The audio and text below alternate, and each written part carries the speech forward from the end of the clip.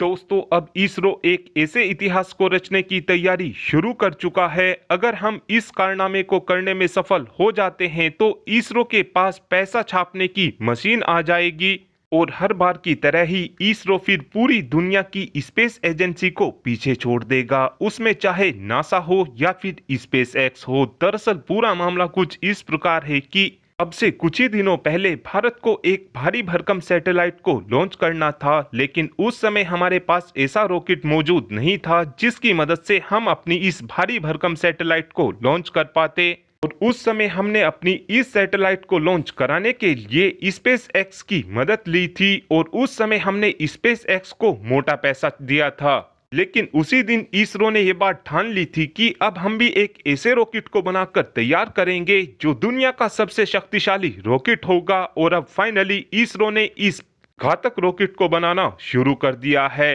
और ये रॉकेट कितना दमदार होने वाला है आप केवल इसी बात से अंदाजा लगा सकते हैं कि हमारा ये रॉकेट 30 मंजिल जितना ऊंचा होगा। इस रॉकेट की लंबाई 93 मीटर की होगी और ये रॉकेट अपने साथ में 30,000 किलोग्राम के पेलोड को लेकर जा सकेगा। इस समय दुनिया का जो सबसे शक्तिशाली रॉकेट है वो स्पेस एक्स ने बनाया है और स्पेस एक्स के इस रॉकेट का नाम फाल्कन एच है।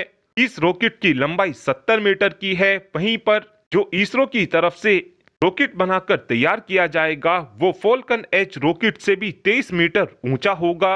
इसरो के इस रॉकेट का नाम NGLV होने वाला है।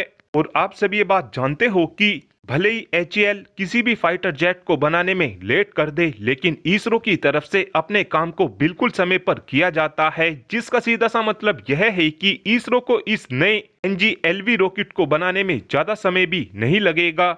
और आज इसरो ने इस रॉकेट को मैदान में उतारकर पूरी दुनिया को ये बात दिखा दी है कि स्पेस के मामले में हमको बीट कर पाना मुश्किल ही नहीं बल्कि नामुमकिन है। और आगे चलकर हम अपने इस नए रॉकेट की मदद से खूब दबाकर पैसा भी छाप सकेंगे, क्योंकि इस रॉकेट की मदद से हम दूसरे देशों की हैवी से हैवी सैटेलाइट को काफी आसानी से लॉन्च कर सकेंगे। जहां पर इस समय स्पेस एक्स की तरफ से किसी भी सैटेलाइट को लॉन्च करने के लिए मोटा पैसा लिया जाता है, वहीं पर इसरो अपने इस रॉकेट की मदद से स्पेस एक्स से 4 गुना कम कीमतों पर भारी से भारी सैटेलाइट को इसरो लॉन्च कर पाएगा।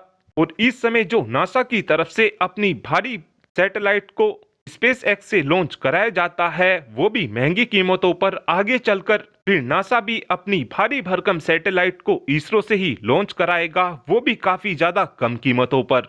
इसीलिए हम ये बात बोल रहे हैं कि फ्यूचर में ये रॉकेट भारत के लिए खूब दबाकर पैसा छापेगा।